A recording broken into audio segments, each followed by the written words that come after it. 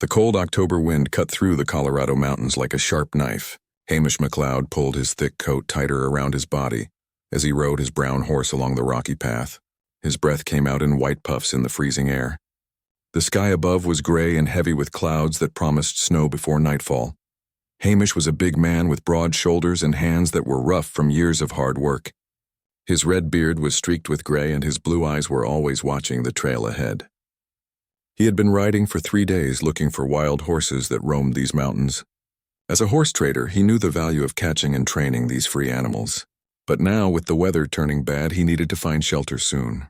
His horse, a sturdy animal named Thunder, snorted and shook his head. The horse could smell the coming storm, too. Hamish patted Thunder's neck and spoke to him in his thick Scottish accent. "Easy there, boy. We'll find a place to wait out this storm." The trail led higher into the mountains, away from any towns or people. Hamish had been this way before, and he remembered seeing some old mining cabins scattered through these hills. Most were empty now, left behind when the gold ran out and the miners moved on to other places. As the first snowflakes began to fall, Hamish spotted something through the trees. There was a small wooden cabin sitting in a clearing ahead. Smoke should have been coming from its chimney if someone lived there, but Hamish saw none. The place looked empty and forgotten. He guided Thunder toward the cabin, hoping it would be dry inside. The building was small and made of rough logs. The roof had some holes in it and one window was broken, but it would be better than staying outside in the storm. Hamish got down from his horse and walked to the cabin door. It hung open on broken hinges. He pushed it wider and looked inside. The cabin was dark and cold. Old mining tools lay scattered on the dirt floor. A broken table sat in one corner, and there was a stone fireplace that looked like it had not been used in months. But then Hamish heard something that made him freeze. It was a very soft sound, like a small animal breathing. He listened carefully and heard it again. The sound was coming from the far corner of the cabin where the shadows were deepest.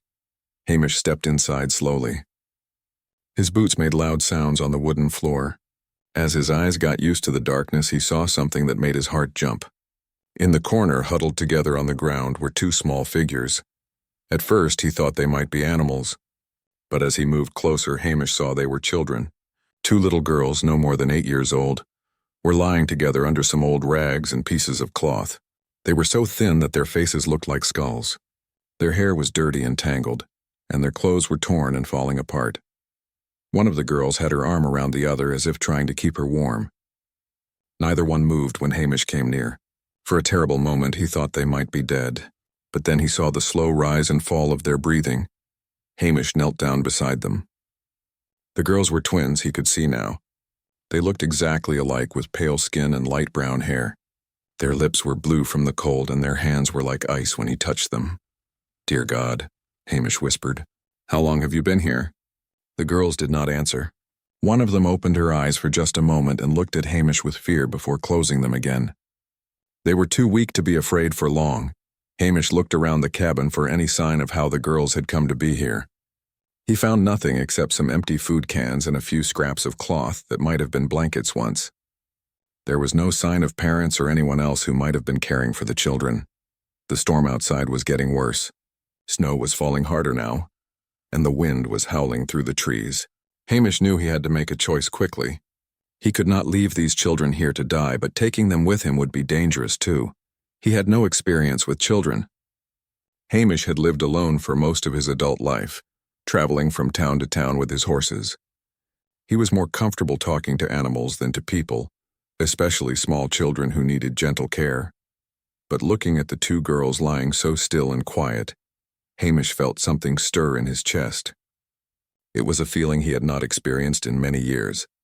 When he was young in Scotland, he had had a little sister who died of sickness. These girls reminded him of her, small and helpless and in need of protection. Hamish made his decision. He could not leave them here. He went back outside to Thunder and pulled his thick wool coat from his saddlebags. The coat was the warmest thing he owned, made by his mother back in Scotland many years ago. He also took a blanket that he used for sleeping and his water bottle. Back in the cabin, Hamish wrapped the first girl in his coat. She was so light that she felt like a bird in his arms. Her breathing was very shallow, and her skin was cold as winter stone. The second girl was just as light and just as cold. Hamish wrapped both children in his blanket and carried them outside. Thunder stood waiting in the snow, stamping his feet to stay warm. The horse was strong and could carry the extra weight, but the journey would be hard in this weather. "We have a long ride ahead of us, old friend," Hamish told his horse. "These little ones need help, and we're the only ones who can give it to them." He carefully placed the girls on Thunder's back, making sure they were secure. Then he climbed up behind them, holding them steady with one arm while guiding the horse with the other.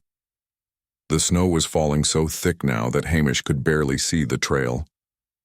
But he knew these mountains well, and he knew there was a town called Copper Creek about 20 miles away. It would take all night to get there in this storm, but it was the closest place with a doctor. As Thunder started down the mountain path, Hamish felt the girls shivering against him. They were still unconscious, but their bodies were trying to get warm.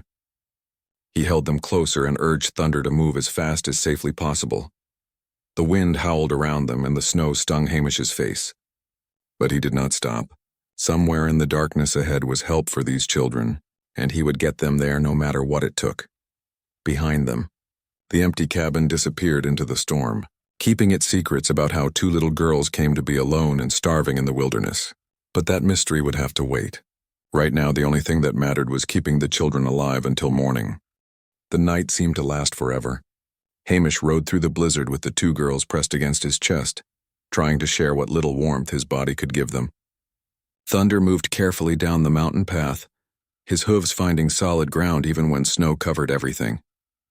Hamish's arms ached from holding the children, but he never loosened his grip.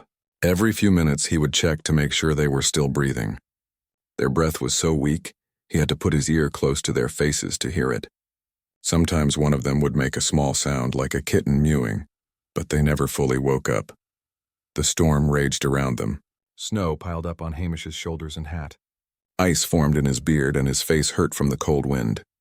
But he kept Thunder moving forward, following the trail he knew by heart even in the darkness. As the night wore on, Hamish began to worry that he had made the wrong choice. Maybe he should have stayed in the cabin and tried to build a fire to warm the girls. But there had been no dry wood, and the cabin had holes in the roof. At least out here they were moving toward help.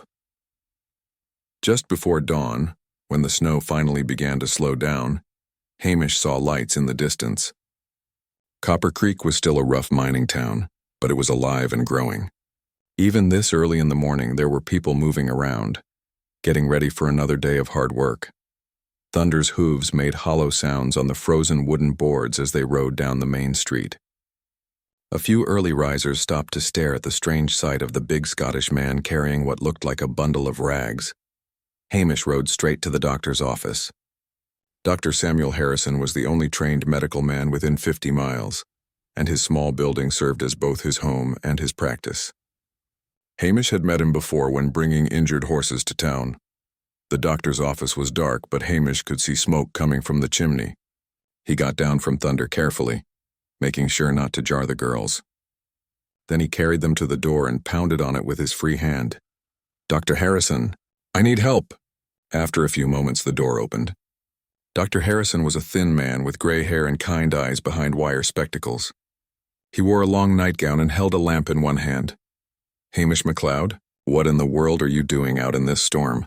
"I found these children," Hamish said, pulling back the blanket so the doctor could see the girls' faces. "They're nearly dead from cold and hunger." Dr. Harrison's expression changed immediately. He opened the door wide and stepped aside. "Bring them in quickly. Put them on the examination table." The doctor's office was warm and bright compared to the cold darkness outside. Hamish laid the girls gently on the wooden table while Dr. Harrison lit more lamps. In the better light, the children looked even worse than Hamish had thought. Their skin was gray and their eyes were sunken deep in their faces. "How long do you think they've been without food?" Dr. Harrison asked as he examined the first girl. "I don't know. I found them in an old mining cabin up in the hills. No sign of anyone else around." The doctor felt for the girls' pulse and listened to their hearts with his stethoscope. His face was serious as he worked. "They're severely malnourished and suffering from exposure. Another day or two and they would have died." He looked up at Hamish. "You saved their lives by bringing them here." Dr. Harrison heated some milk on his small stove and added a little sugar. Very carefully, He managed to get a few drops at a time into each girl's mouth. Most of it ran out again, but some went down their throats. We need to warm them up slowly, the doctor explained. Too much heat too fast could shock their systems. He wrapped the girls in clean blankets and placed hot water bottles near their feet. Then he sent Hamish to wake up Mrs. Peterson, who ran the general store and sometimes helped with medical emergencies. Mrs. Peterson was a round, motherly woman who arrived within minutes carrying a basket of supplies. She took one look at the girls and made soft, sympathetic sounds. Oh, the poor little angels. Who could let children get in such a state? That's what we need to find out, Dr. Harrison said. But first we need to get them stable. Word spread quickly through the small town that the horse trader had found 2 half-dead children in the mountains. By mid-morning, a crowd had gathered outside the doctor's office. Everyone wanted to know what had happened and where the girls had come from. Sheriff Tom Bradley pushed through the crowd and entered the office. He was a tall man with a gray mustache and a star pinned to his vest. He had known Hamish for several years and trusted him, but he had to ask the hard questions. Tell me exactly where you found them. Hamish. Hamish described the abandoned cabin and everything he had seen there. The sheriff listened carefully and made notes in a small book. Any sign of their parents, or anyone else who might have been with them? Nothing. Just the girls and some empty food cans. Sheriff Bradley nodded. I'll ride up there today and take a look around. Maybe I can find some clues about what happened. By afternoon, the girls were beginning to show signs of improvement. Their breathing was stronger and their skin had lost some of its gray color. But they still had not woken up properly, and when they did stir, they seemed frightened of everyone around them. Mrs. Peterson had brought some small dresses and underclothes from her store. When they changed the girls out of their torn rags, they found that the children were identical twins. They looked to be about 8 years old with light brown hair and delicate features. They're beautiful children, Mrs. Peterson said softly. Someone must be looking for them. But as the day went on, no one came forward claiming to know the girls. No worried parents appeared asking about missing children. It was as if the twins had appeared from nowhere. Late in the afternoon, one of the girls finally opened her eyes and stayed awake. She looked around the room with confusion and fear. When she saw Hamish sitting in a chair nearby, she made a small crying sound and tried to hide under the blanket. It's all right, little one, Mrs. Peterson said gently. You're safe now. But the girl did not seem to understand. She said something in a language that none of them recognized. It sounded like German, but none of the people in the room spoke that language well enough to be sure. The second girl woke up a few minutes later. The twins looked at each other and began to whisper in their strange language. They held hands and watched the adults with frightened eyes.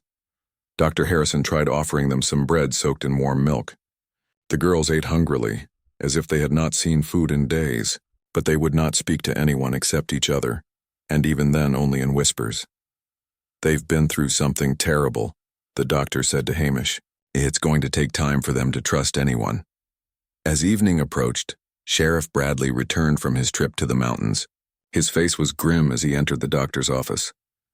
I found the cabin where you found them, he told Hamish, and I found something else. There are wagon wheel tracks leading away from there, but they're old, probably a week or more. Any sign of what happened to their family? Dr. Harrison asked. The sheriff shook his head. Nothing good, I'm afraid. But I'll need to do more investigating before I can say for certain. That night, the girls slept in a small room behind the doctor's office. Mrs. Peterson stayed with them, but they woke up several times crying and calling out in their unknown language.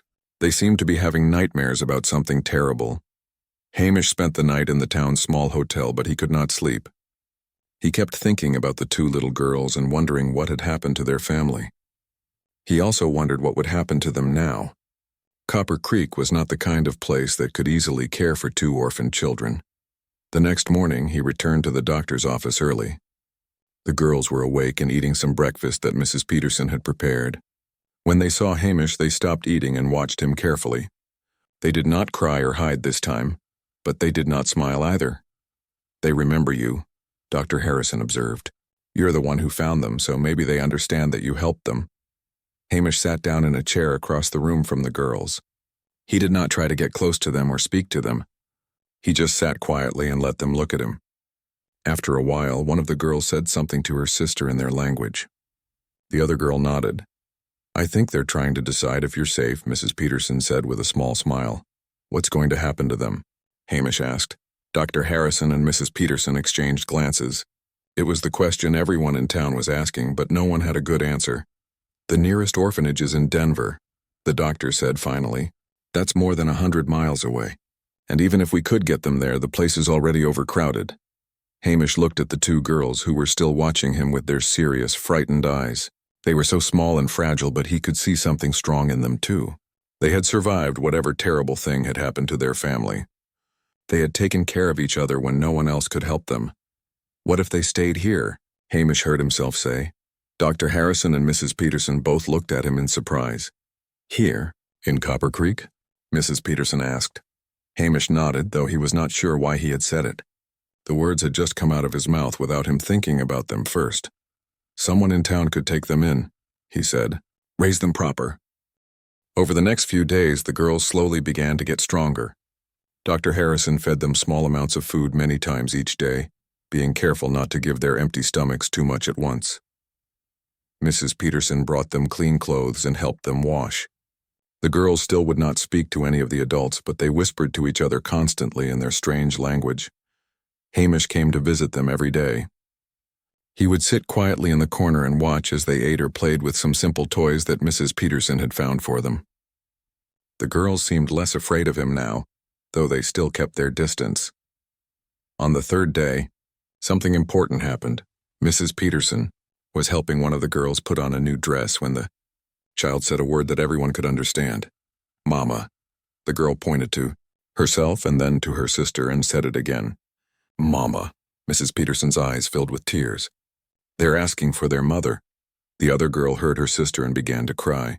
She said more words in her language, and both children started calling out, Mama, Papa, over and over again. Dr. Harrison came running when he heard the crying.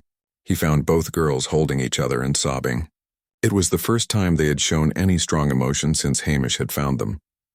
This is actually good, the doctor told Mrs. Peterson and Hamish.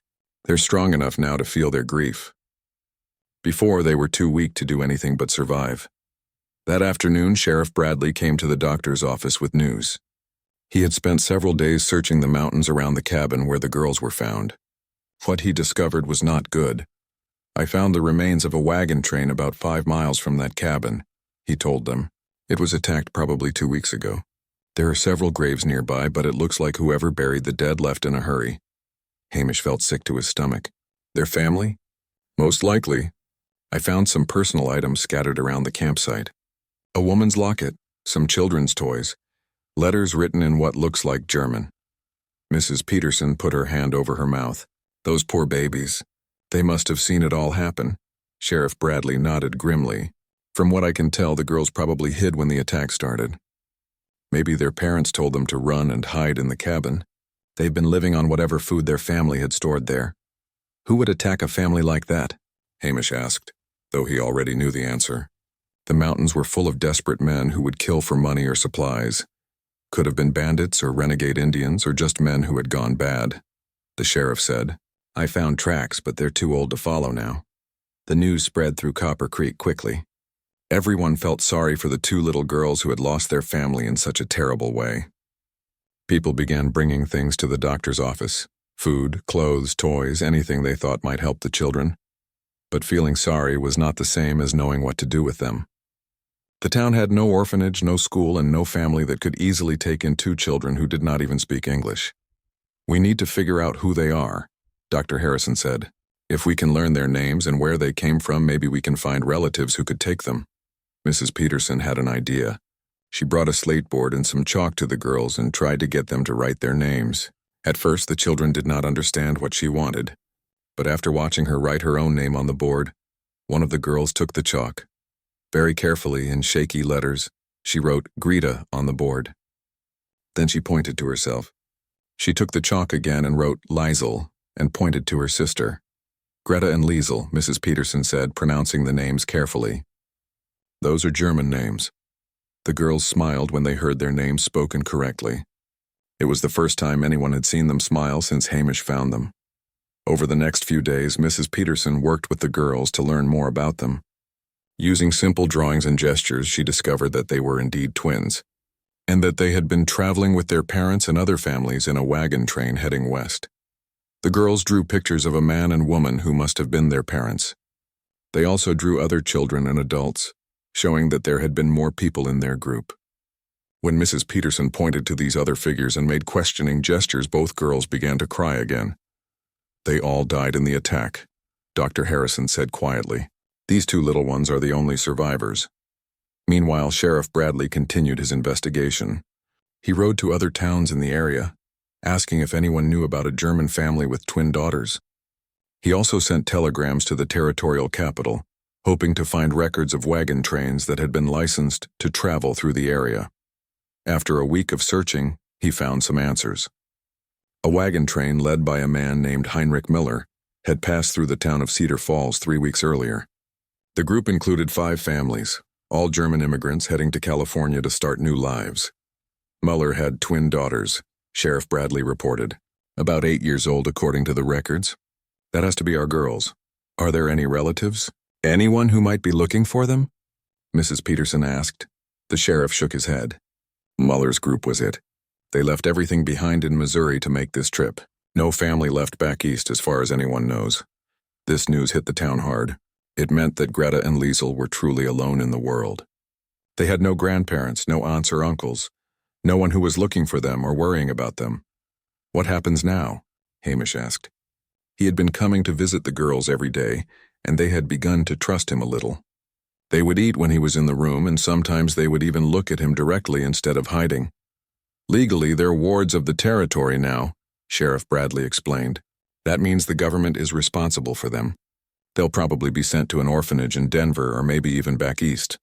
The thought of the girls being sent away to a big, cold institution made everyone uncomfortable. They had all grown attached to Greta and Liesel over the past weeks. The children were finally beginning to trust people again, and they were starting to learn a few words of English. Mrs. Peterson had been teaching them simple phrases. They could say please and thank you and more when they wanted more food. They had learned to say doctor when they saw Dr. Harrison, and sheriff when Sheriff Bradley came to visit. But the word they said most clearly was Hamish. They had learned his name quickly, and they always smiled when they said it. Hamish did not understand why they seemed to trust him more than the others, since Mrs. Peterson and Dr. Harrison were much gentler and more patient with them. "Maybe it's because you're the one who saved them," Mrs. Peterson suggested. "They remember that you found them and brought them to safety." Hamish was not sure about that. He thought maybe the girls just sensed that he was like them in some way. He was also alone in the world with no family and no real home. Maybe they understood that feeling. As the days passed, more details about the wagon train attack became clear. Sheriff Bradley found more evidence at the massacre site, including personal belongings that confirmed the identities of the victims. The Muller family had been traveling with their life savings, hoping to buy land in California. The bandits had taken everything of value and left the bodies unburied until other travelers found them later. "Those girls saw their parents murdered," Dr. Harrison said quietly. "It's a miracle they survived physically and mentally. The trauma was still visible in Greta and Liesel. They woke up screaming from nightmares almost every night. Loud noises made them jump and grab each other. They would not go outside unless someone they trusted was with them, and even then they stayed close to buildings where they could hide if needed. But they were also showing remarkable strength. They took care of each other with a maturity that seemed far beyond their years. If one girl was sad, the other would comfort her. If one was afraid, the other would be brave. They shared everything equally and always made sure their sister had enough before taking anything for themselves. "They're special children," Mrs. Peterson told Hamish one evening. "Someone who takes them in will be very lucky." Hamish nodded, but he was thinking about something else. Over the past 2 weeks, he had been imagining what it would be like if no one came forward to take the girls. What if they did have to go to an orphanage in Denver? What kind of life would they have there? He had heard stories about such places. Children were fed and clothed, but there was little love or individual attention. The girls would be separated from each other, since institutions usually divided children by age and boys from girls. Greta and Liesel had only each other left in the world. Taking that away from them seemed cruel. That night, Hamish lay awake in his hotel room thinking about his own life. He was 35 years old and had never been married. He lived alone, traveling from town to town with his horses. He had money saved up from years of trading, but no real purpose beyond making a living. He thought about his childhood in Scotland, and how his little sister had died when she was about the same age as Greta and Liesel. He remembered wishing he could have saved her, could have done something to help her get better. Maybe this was his chance to do what he had not been able to do all those years ago. The next morning, the news of Hamish MacLeod's decision spread through Copper Creek like wildfire. By noon, everyone in town knew that the Scottish horse trader wanted to adopt the two German orphan girls. The reaction was immediate and divided. At Miller's saloon, a group of miners sat around a table discussing the shocking announcement. "That man's lost his mind," said Joe Watson, a gruff miner with coal-black hands. "What does a bachelor know about raising little girls?" "Maybe he's just being kind," suggested Pete Murphy, who had known Hamish for several years. "Those children need someone, and nobody else has stepped forward." "Kind or not, it ain't natural," Watson replied. "A man living alone with two young girls? People will talk." Similar conversations were happening all over town. At the general store, women whispered while they shopped. At the blacksmith shop, men shook their heads and wondered what Hamish was thinking. Mrs. Peterson defended Hamish to anyone who would listen. "He saved those children's lives," she said firmly. "He rode through a blizzard to get them to safety. If that doesn't show he cares about them, I don't know what does." But even she had private doubts. That evening she sat with Dr. Harrison in his office, watching Greta and Liesel play quietly with some wooden blocks. "Do you think he really understands what he's asking for?" she whispered. Dr. Harrison adjusted his spectacles and sighed. "Hamish is a good man, but he spent his whole adult life alone. These girls need stability, education, and someone who can teach them how to be proper young ladies. Can a rough frontiersman really provide all that?" The girls seemed to sense that something important was happening. They had learned to recognize the serious tones that adults used when they were talking about difficult things. Greta, who was slightly braver than her sister, tugged on Mrs. Peterson's dress and said one of the English words she had learned. "Hamish?" Mrs. Peterson smiled and patted the girl's head. "Yes, dear. We're talking about Mr. Hamish." Both girls looked toward the door hopefully, as if expecting him to appear. They had grown fond of his daily visits, and he was one of the few adults who did not make them nervous. Meanwhile, Hamish was at the sheriff's office trying to understand what he needed to do to make his adoption plan legal. Sheriff Bradley had laid out several official-looking papers on his desk, but the legal language was confusing. "The territorial government has rules about this kind of thing," the sheriff explained. "First, you need to prove you can provide for the children financially. That shouldn't be hard since everyone knows you've got money saved up from your horse trading." Hamish nodded. Money was not a problem. He had been careful with his earnings over the years and had enough saved to support a family for quite some time.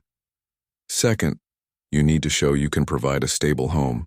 That means no more traveling around from town to town. You'd have to settle down in one place. This was more difficult. Hamish's whole life had been built around movement. He went where the horses were, following herds and seasonal patterns. The idea of staying in one place felt strange and confining. And third, Sheriff Bradley continued, you need approval from the territorial judge. He'll want to interview you and make sure you understand the responsibilities of raising children. When will the judge be here next? Hamish asked. Not for another month, maybe 2. Judge Crawford covers a lot of territory and he's only in Copper Creek a few times a year. This news troubled Hamish. He did not want Greta and Liesel to be in limbo for that long, not knowing what would happen to them. Children needed security and stability, even if they were too young to fully understand the legal process. That evening, Hamish sat in his hotel room, thinking about his decision. Through the thin walls, he could hear men in the next room talking about him. MacLeod's gone soft, one voice said.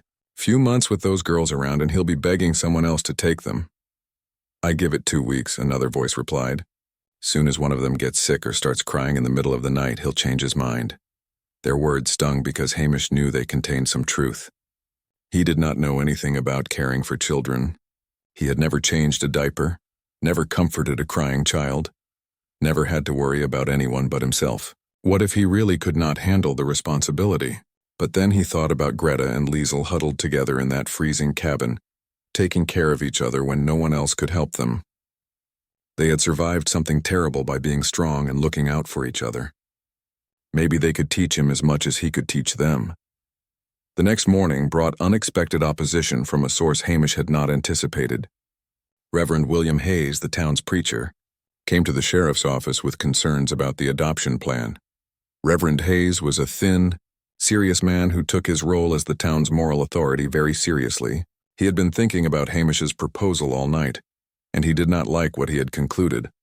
"Sheriff Bradley, I must speak out against this arrangement," he said formally. "It goes against the natural order of things for a single man to raise young girls. These children need a proper Christian family with both a mother and a father." Sheriff Bradley sighed. He had been expecting this conversation. "Reverend, there are no families in town willing or able to take in 2 children. What alternative do you suggest?" "Send them to the Methodist orphanage in Denver. I've already written a letter of inquiry. They have space for the girls and can provide proper moral guidance." "And separate them from each other?" Sheriff Bradley asked. "Those girls have only each other left in the world." Reverend Hayes pursed his lips. "Sometimes we must make difficult choices for the greater good. It would be better for them to be separated and raised properly than to be together in an unsuitable situation." Word of the preacher's opposition reached Hamish within hours. He was at the stable brushing down thunder when Pete Murphy came running with the news. "Reverend Hayes is organizing a meeting," Pete said breathlessly. "He wants to convince people that your adoption plan is wrong. Says it's against God's will or some such thing."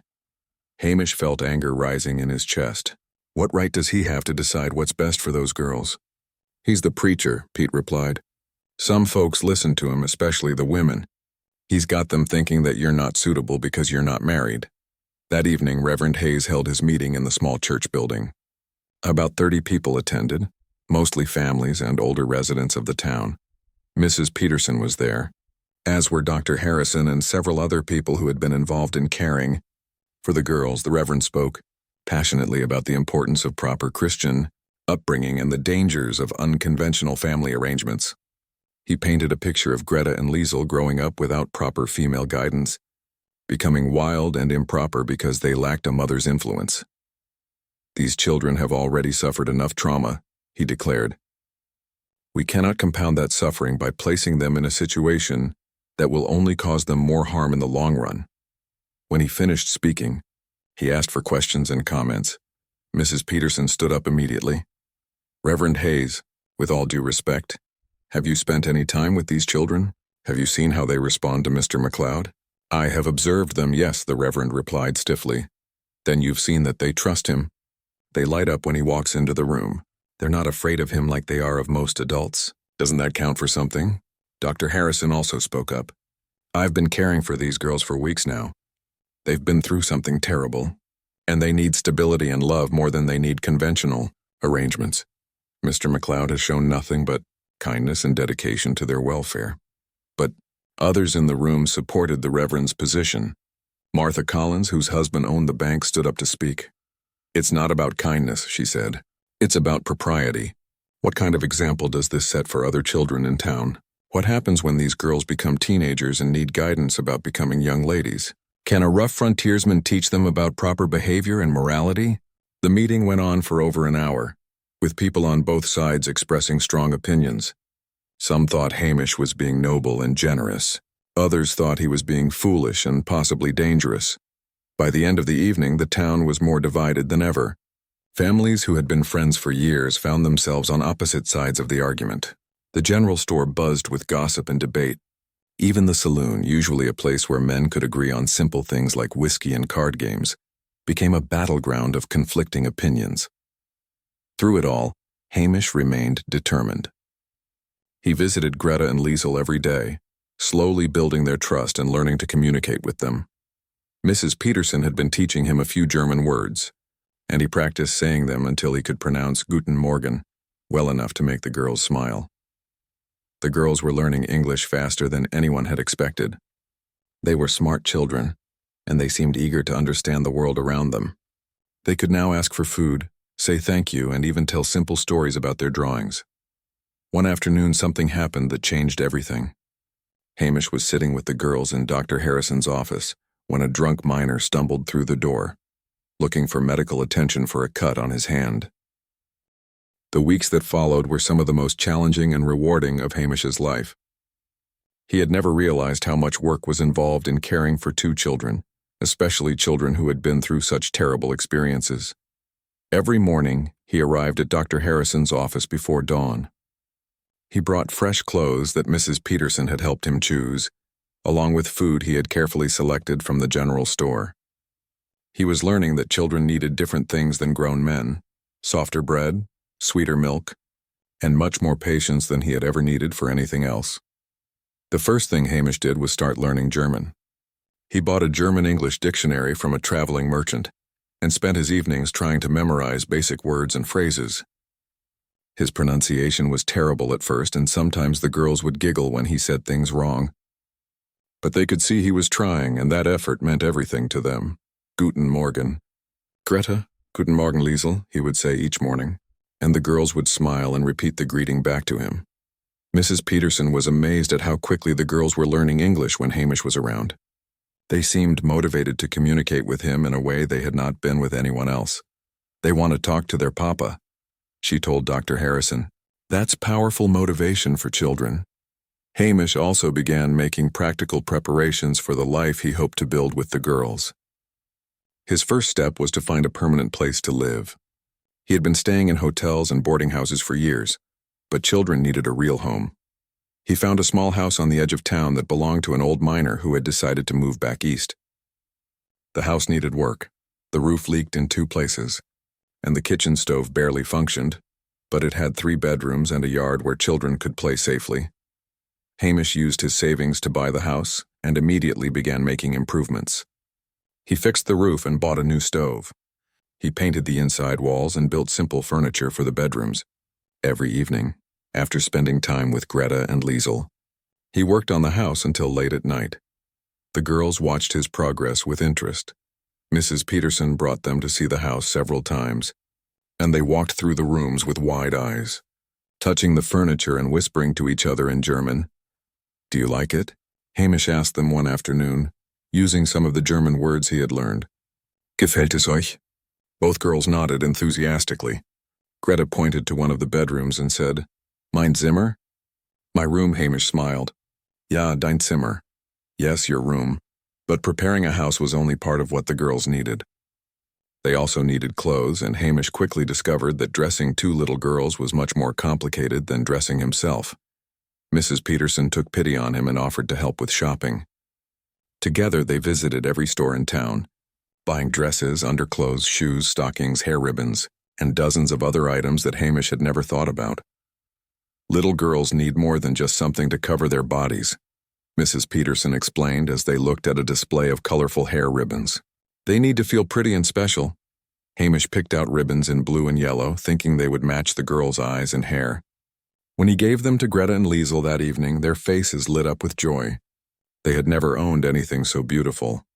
The girls' trust in Hamish grew stronger every day, but there were still difficult moments. They had nightmares almost every night, waking up screaming and crying for their parents. When this happened during his visits, Hamish would sit beside their beds and talk to them in his calm, steady voice until they fell back asleep. "It's all right, lassies," he would say. "You're safe now. Papa's here." Slowly, the nightmares became less frequent. The girls began sleeping through the night more often, and they seemed less frightened during the day. Dr. Harrison was impressed by the progress the girls were making. "They're healing," he told Hamish. "Not just physically, but emotionally too. Having someone they trust completely is making all the difference." But not everyone in town was pleased with how well things were going. Reverend Hayes continued to speak out against the adoption, and he was gaining support from some influential families. "This is just the beginning," the Reverend warned at his Sunday sermons. "Wait until those girls become teenagers. Wait until they need guidance about morality and proper behavior. A bachelor frontiersman cannot provide what they need." The Reverend's words worried some people, especially women who had daughters of their own. They began to wonder if Hamish really could handle the challenges that lay ahead. Martha Collins, the banker's wife, organized a group of ladies to visit the territorial capital and speak directly with Judge Crawford about their concerns. They planned to argue that the adoption should be denied for the good of the children. When Hamish learned about this, he felt discouraged for the first time since making his decision. Fighting one preacher was difficult enough, but fighting a group of influential women seemed almost impossible. Mrs. Peterson tried to reassure him. Don't let them discourage you, she said. Those women don't know Greta and Liesel like we do. They don't see how happy the girls are when you're around. It was true. The girls had changed dramatically since Hamish had committed to adopting them. They smiled more often, played with enthusiasm, and were learning new English words every day. They had even begun to make friends with some of the other children in town, but the most remarkable change was in how they handled fear. When they first arrived in Copper Creek, any loud noise or sudden movement would send them into hiding. Now, if something frightened them, they would run to Hamish instead of just hiding.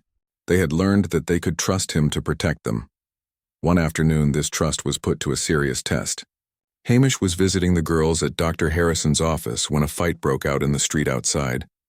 Two drunk minors were arguing about a card game, and their shouting quickly escalated to violence. The sound of fighting made Greta and Liesel freeze with terror. For a moment, they looked like they might run and hide as they had done in their first weeks in town. But then they looked at Hamish, and something in his calm expression reassured them. Instead of hiding, they moved closer to him. Greta took his hand, and Liesel pressed against his side. They were still afraid, but they were facing their fear instead of running from it. It's just two foolish men, Hamish told them quietly. They can't hurt you here. The girls nodded and stayed close to him until the sheriff arrived and broke up the fight. When the noise stopped, they relaxed and went back to their play as if nothing had happened. Dr. Harrison had watched the whole incident with amazement. 6 weeks ago, that kind of noise would have sent them into hiding for hours, he told Hamish. Now they handle it because they know you're here to protect them. This incident became a turning point in the town's opinion. Many people who had been unsure about Hamish's fitness as a father saw how the girls trusted him and how he calmed their fears. Even some of Reverend Hayes's supporters began to have doubts about their position. Meanwhile, Hamish continued to prepare for the life he hoped to build with Greta and Liesel. He sold most of his horses, keeping only Thunder and 2 mares that he planned to use for breeding. He rented space in the town's stable and made arrangements to start a small horse ranch just outside of Copper Creek. You're really doing this, Sheriff Bradley said one evening as they watched Hamish work on building a fence around his property. You're giving up your old life completely. Hamish paused in his work and looked toward town, where lights were beginning to twinkle in windows as families gathered for dinner. Somewhere among those lights, Greta and Liesel were probably eating their evening meal with Mrs. Peterson. My old life was just me and my horses, he said. This new life has those 2 little girls in it. That's worth any sacrifice. As the weeks passed, Hamish's German improved enough that he could have simple conversations with the girls. He learned that their favorite color was blue, that they both loved horses, and that they missed their parents terribly but were happy to have found him. The girls also taught him about their culture and traditions. They showed him how their mother had braided their hair and sang him songs they remembered from Germany. In return, Hamish taught them Scottish songs and told them stories about his homeland across the ocean. One evening, as he was getting ready to leave Dr. Harrison's office after his daily visit, Greta tugged on his sleeve. Papa, she said in her careful English, when we come home with you. The question took Hamish by surprise. He had been working so hard to prepare for that day that he had not thought about how long the girls had been waiting for it. Soon, I hope, he told her. We have to wait for the judge to say it's all right. Liesel, whose English was improving just as quickly as her sister's, asked, Judge Goodman? Hamish knelt down so he could look both girls in the eyes. I don't know him, he said honestly, but I hope he's a fair man who will listen to what we all want. We want to be your daughters, Greta said solemnly. And I want to be your papa, Hamish replied. We'll just have to hope the judge understands that. That night, Hamish lay awake thinking about the upcoming meeting with Judge Crawford. Everything he had worked for. Judge Crawford arrived in Copper Creek on a cold morning in December, riding in a black buggy pulled by 2 gray horses. He was a tall, thin man with silver hair and sharp eyes that seemed to see everything. Word of his arrival spread quickly through the town, and everyone knew that the fate of Greta and Liesel would soon be decided. The judge set up his temporary court in the town hall, a small building that usually hosted community meetings and social gatherings. Sheriff Bradley had arranged for tables and chairs, and Mrs. Peterson had brought flowers to make the room less intimidating. But despite these efforts, the atmosphere was tense. Hamish had spent the previous evening with Greta and Liesel, trying to explain what would happen the next day. The girls were old enough to understand that important decisions were being made about their future, and they were nervous. "Will you still be our papa after the judge talks to you?" Greta asked, her blue eyes wide with worry. "I want to be," Hamish said honestly, "but the judge has to decide if that's what's best for you." "We want to stay with you," Liesl said firmly. Her English had improved so much that she could now express complex thoughts. "You saved us. You take care of us. You are our papa." Hamish felt his heart swell with love for these two brave little girls. "And you're my daughters," he said. "Nothing will ever change that, no matter what the judge decides." On the morning of the hearing, the town hall was packed with people. It seemed like everyone in Copper Creek wanted to witness this unusual case.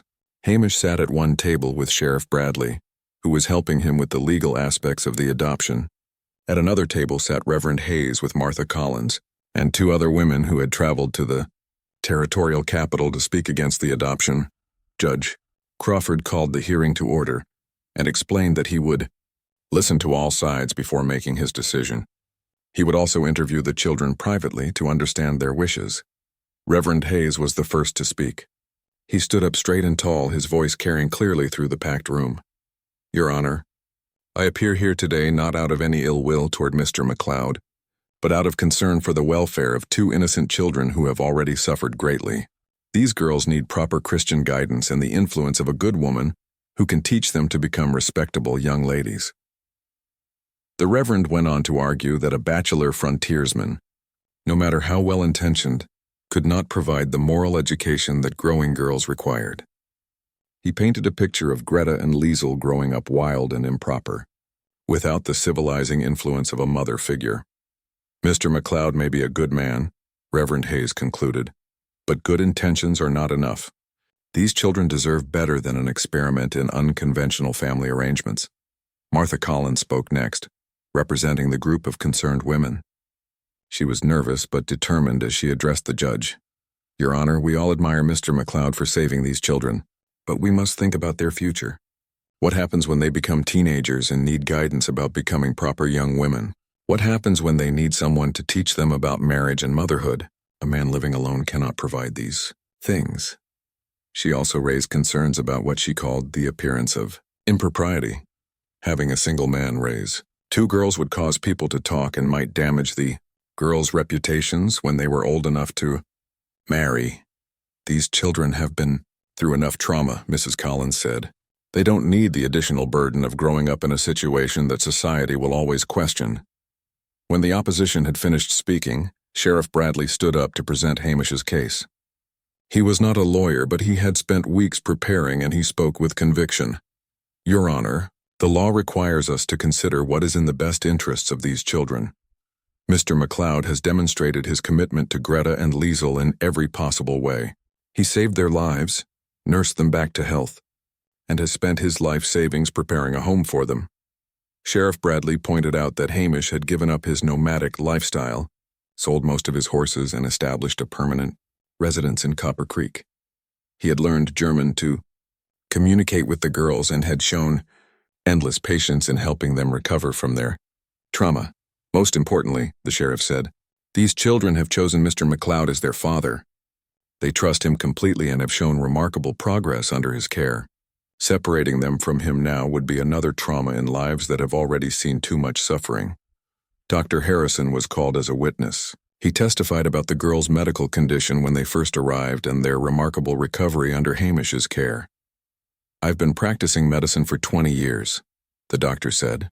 "I've never seen children recover from trauma as quickly as Greta and Liesl have. The reason is simple: they feel safe and loved. Mr. McLeod has given them something that no institution could provide: the knowledge that someone cares about them as individuals." Mrs. Peterson also testified, describing how the girls had blossomed since Hamish had committed to adopting them. She told the court about their improved appetite, their eagerness to learn English, and their growing confidence in social situations. "Those girls were like frightened animals when they first came here," she said. "Now they're happy children who laugh and play and look forward to each new day. That transformation happened because of Mr. McLeod's love and dedication." But the opposition had their own witnesses. Several townspeople testified about their concerns regarding the unconventional arrangement. They spoke about the importance of traditional family structures and the need for children to have proper role models. Mrs. Sarah Williams, who ran the town's small school, expressed particular concern about the girls' education. Young ladies need to learn proper deportment, needlework, and household management, she said. These are skills that a man cannot teach, no matter how well-meaning he might be. As the testimony continued, it became clear that the town was deeply divided. Some people supported Hamish wholeheartedly, while others genuinely believed that the girls would be better served by a more conventional arrangement. The most dramatic moment came when Judge Crawford called for a short recess and asked to speak privately with Greta and Liesel. Mrs. Peterson brought the girls to a small room behind the main hall, and the judge sat down with them at a child-sized table. "Hello, girls," he said gently. "I'm Judge Crawford. I need to ask you some questions about your future." Both girls nodded solemnly. They were dressed in their best clothes, with their hair neatly braided and blue ribbons that Hamish had given them. "Do you understand that some people think you should go live somewhere else? With a family that has both a mother and a father?" the judge asked. Greta and Liesel looked at each other, then back at the judge. Greta, who usually spoke for both of them, answered carefully, "We understand, Judge, sir, but we want to stay with Papa Hamish. He is good to us. He saved us when we were very sick and cold." "Do you miss having a mother?" Judge Crawford asked gently. Both girls' eyes filled with tears at this question. "We miss our mama very much," Liesel said quietly. "But our mama and papa are in heaven now. Papa Hamish is our family now. Are you happy living with Mr. McLeod?" the judge asked. "Yes," both girls said at the same time, their faces lighting up. "He reads us stories and teaches us English and German words. He is building us a house with horses. We love Papa Hamish very much." Judge Crawford spent nearly an hour with the girls, asking them about their daily routine, their hopes for the future, and their feelings about the people who were trying to help them. The girls answered every question honestly and without any signs of coaching. When the private interview was over, Judge Crawford returned to the main hall to hear closing arguments. The room was completely silent as everyone waited to hear what the children had said. Reverend Hayes made his final plea, emphasizing the importance of conventional family structures and proper moral guidance. He argued that the girls' current happiness was less important than their long-term welfare. "Your Honor, children often want things that are not good for them. These girls may think they want to stay with Mr. McLeod, but they don't understand what they're giving up. They deserve the chance to be raised by a proper Christian family." Hamish was given the opportunity to speak for himself. He stood up slowly, feeling the weight of everyone's attention. He was not good with fancy words, but he spoke from his heart. "Your Honor, I know I'm not what most people would choose as a father for these girls. I'm rough around the edges and I've lived a simple life. But I love Greta and Liesel like they were my own blood. I've seen them go from frightened, broken children to happy little girls who trust the world again." His voice grew stronger as he continued. "I can't promise I'll never make mistakes. I can't promise I'll know everything about raising daughters. But I can promise that those girls will always know they're loved and wanted. They'll never doubt that someone cares about them, and they'll always have each other, because I'll never let anyone separate them." Hamish looked directly at Judge Crawford as he finished. "I'm asking you to let me keep my daughters, Your Honor. Not because I deserve them, but because they deserve someone who will never give up on them." The room was completely quiet when Hamish sat down. Judge Crawford did not announce his decision the next morning as promised. Instead, he sent word that he needed more time to consider all the testimony he had heard. This delay made everyone in Copper Creek nervous, especially Hamish, who had been hoping for a quick resolution. "The judge is being very careful," Sheriff Bradley told Hamish. "That could be good or bad for our case." The waiting was made worse by the fact that a major winter storm was approaching. Dark clouds gathered on the horizon and the wind carried the smell of heavy snow. Old-timers in town predicted it would be one of the worst blizzards in years. Hamish spent his days working on his house and visiting Greta and Liesel, trying to keep everyone's spirits up while they waited for the judge's decision. The girls were becoming increasingly anxious as the days passed without news. "When will the judge tell us?" Liesel asked one afternoon as they sat by the fire in Dr. Harrison's office. "Soon, I hope," Hamish replied, though he was beginning to worry that the judge might be leaning toward denying the adoption. The storm hit Copper Creek 3 days after the hearing ended. Snow began falling at dawn and did not stop for the next 18 hours. The wind howled through the streets, piling snow into huge drifts that blocked doors and windows. By evening, the entire town was buried under more than 3 feet of snow. The blizzard created immediate problems for the townspeople. The train that brought supplies from Denver was unable to get through. The roads were impassable, trapping everyone in town until the storm passed and the snow could be cleared. Most seriously, food supplies began running low. The general store had enough for perhaps a week, but if the storm lasted longer, or if the supply train could not get through soon after it ended, people would go hungry. Hamish realized the situation was serious when Mrs. Peterson came to him with worried news. "The doctor is concerned about the girls," she said quietly. So Greta and Liesel could not hear. "They're still recovering from their earlier starvation, and they need regular nutritious meals. If food becomes scarce," she did not need to finish the sentence. Hamish understood immediately that the girls were more vulnerable than most people to the effects of hunger. That evening, he made a decision that would prove to be a turning point in his case. While the storm continued to rage outside, Hamish began preparing for a dangerous journey into the mountains. "You're not seriously thinking of going hunting in this weather?"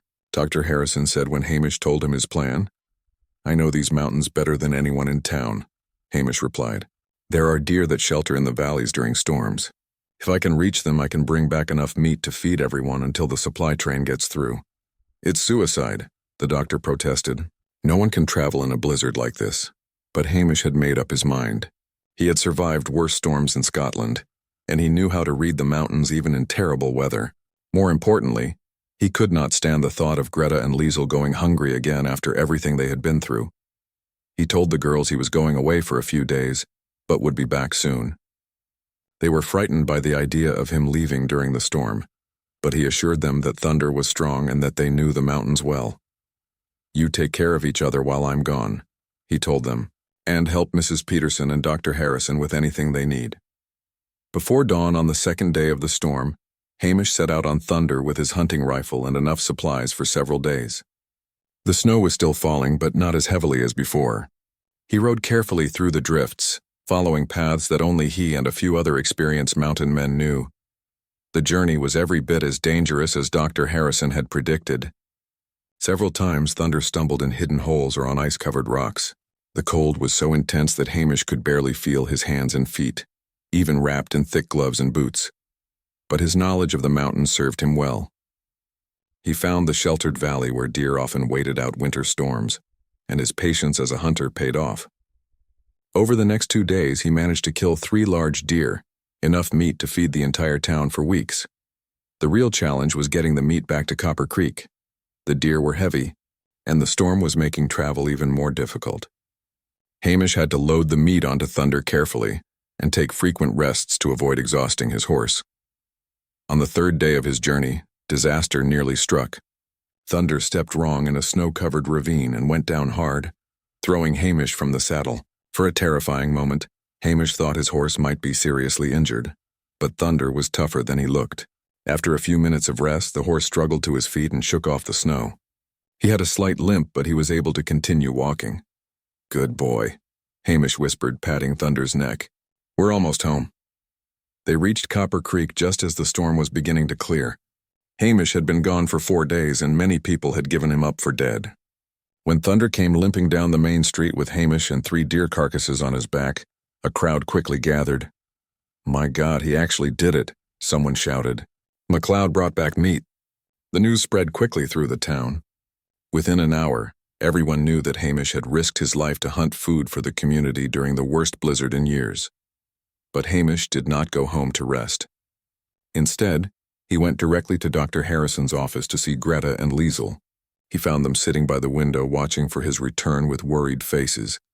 When they saw him walk through the door, both girls ran to him with tears of joy streaming down their faces. "Papa, Papa," they cried, throwing their arms around him. "We were so scared you wouldn't come back."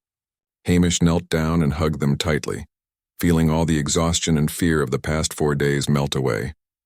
"I promised I would come back," he said softly. "I'll always come back to you." Mrs. Peterson and Dr. Harrison were amazed to see him alive and well. They had spent the past 2 days trying to keep the girls calm while privately fearing that Hamish had died in the mountains.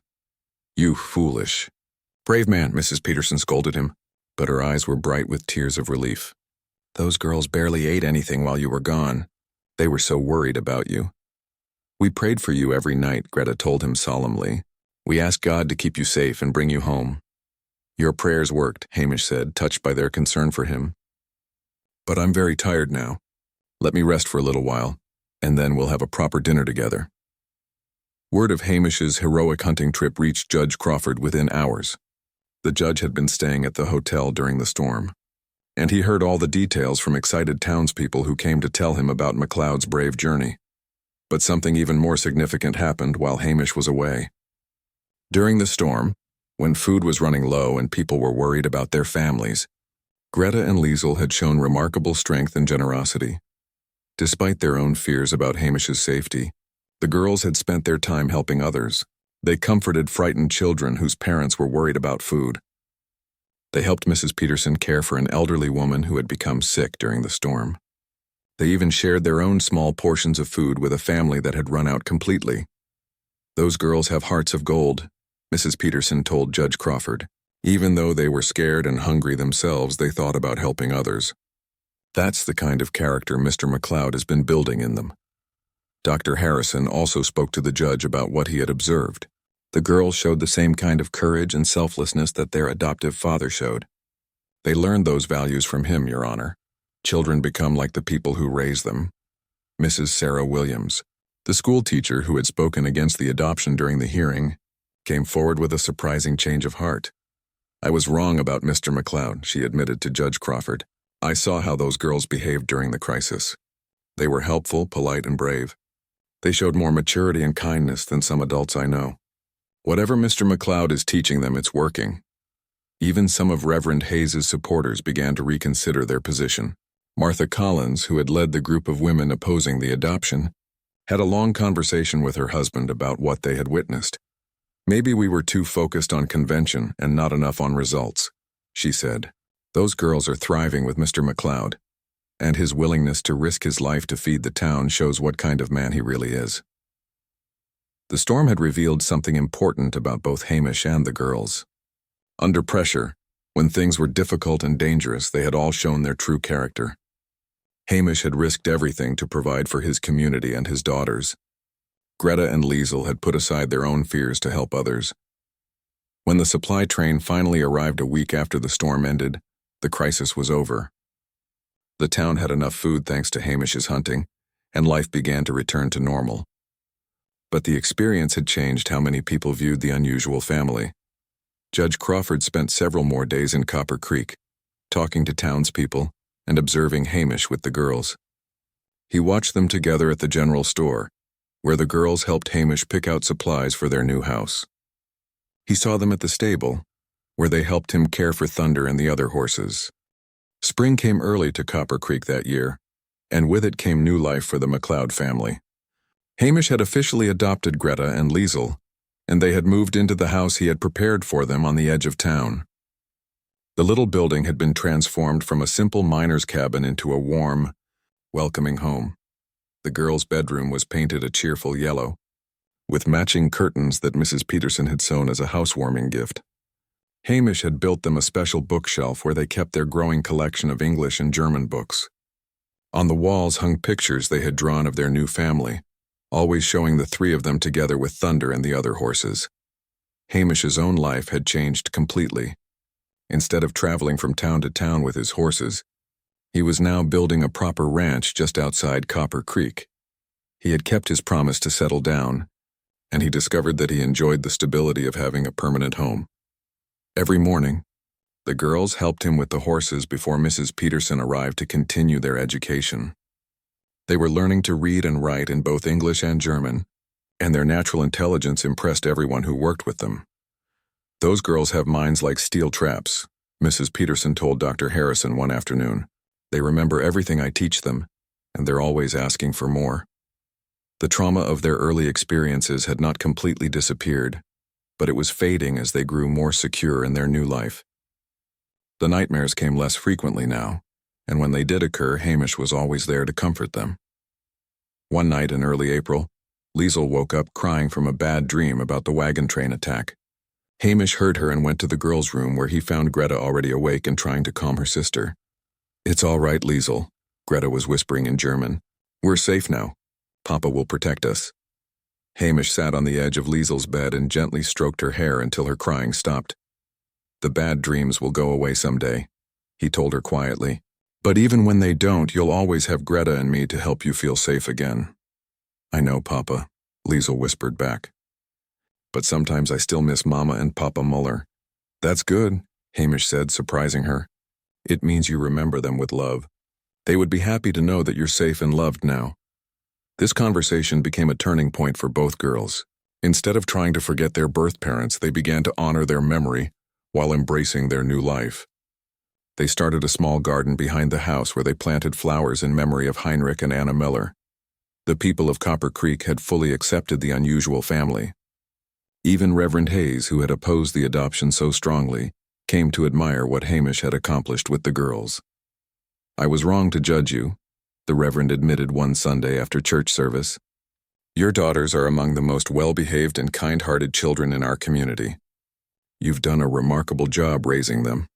The girls had indeed become beloved figures in town. They helped elderly residents with shopping, played with younger children, and always had polite greetings for everyone they met.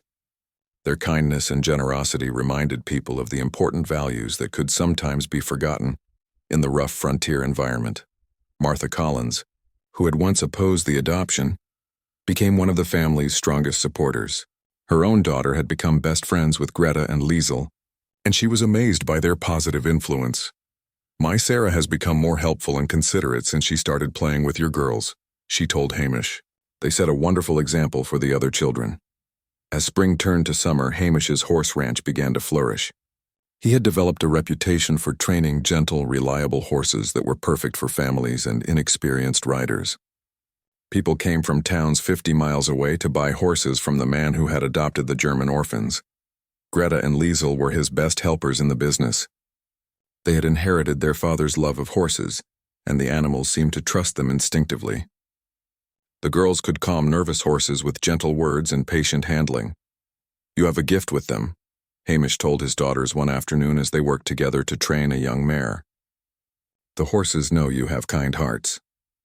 We learned from watching you, Papa, Greta replied. You showed us how to be gentle but strong. This comment made Hamish realize how much the girls had changed him as well. Before they came into his life, he had been a solitary man who spoke more to animals than to people. Now he was part of a community, involved in church activities, school events, and town gatherings. The girls had taught him that life was richer when it was shared with people you loved. They had shown him the joy of watching children grow and learn, and the satisfaction of building something permanent instead of always moving on. That summer brought an unexpected visitor to Copper Creek. A well-dressed woman arrived on the stagecoach, asking questions about the McLeod family. She introduced herself as Miss Elizabeth Parker, a representative from a children's aid society in Denver. I've heard remarkable stories about this adoption, she told Sheriff Bradley, a bachelor frontiersman raising twin girls who were orphaned in an Indian attack. My organization would like to document this case as an example of successful child placement. Miss Parker spent several days in Copper Creek, interviewing townspeople and observing the McLeod family. She was particularly interested in how the girls were being educated and whether they were developing proper social skills. What she found exceeded all her expectations. Greta and Liesel were not only thriving academically, but they had become leaders among the children in town. They organized games, helped younger children with their lessons, and showed remarkable maturity for their age. This is extraordinary, Miss Parker told Hamish during her final interview with him. These children have not only recovered from severe trauma, but they've become stronger because of it. Your unconventional family has achieved something that many traditional arrangements fail to accomplish. She asked if she could write about the McLeod family for publication in Eastern newspapers and magazines. The story of the Scottish horse trader who had saved 2 German orphans and raised them as his own daughters had the power to inspire other people to open their hearts to children in need. Would that be all right with you? Miss Parker asked Greta and Liesel. Would you mind if people in other places heard about your family? The girls looked at each other, then at Hamish, then back at Miss Parker.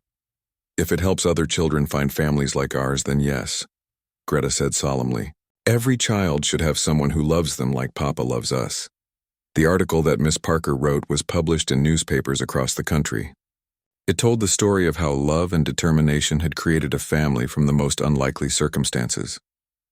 The article brought letters from all over America, from other adoptive families, from single people considering adoption, and from children who had been inspired by Greta and Liesel's courage.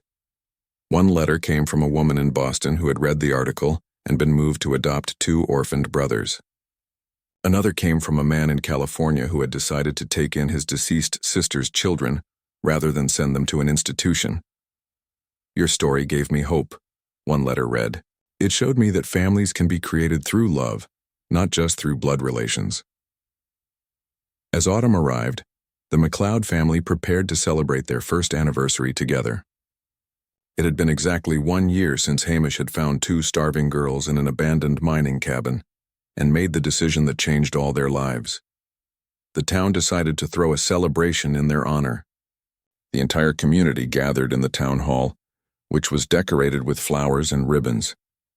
There was music, dancing, and a feast that included some of the venison from Hamish's famous storm hunting expedition. Judge Crawford, who had returned to Copper Creek for the occasion, made a speech about the importance of courage in creating positive change. "A year ago, this community faced a choice, and we said, we could have taken the easy path and sent 2 traumatized children away to an institution. Instead, one brave man stepped forward and chose the harder path of love and commitment. The result has been a blessing not just for the McLeod family, but for all of us," Sheriff Bradley also spoke, reflecting on how the adoption had changed the entire town. "We learned something important from Hamish and his daughters," he said. "We learned that families come in many forms, and that what matters most is not what people expect, but what actually works. The McLeod family works because it's built on love, respect, and mutual support."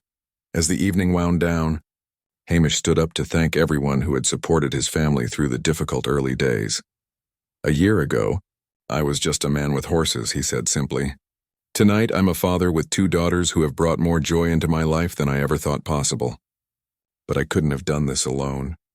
This whole community helped raise Greta and Liesel, and they've become the wonderful young ladies they are because of all of you."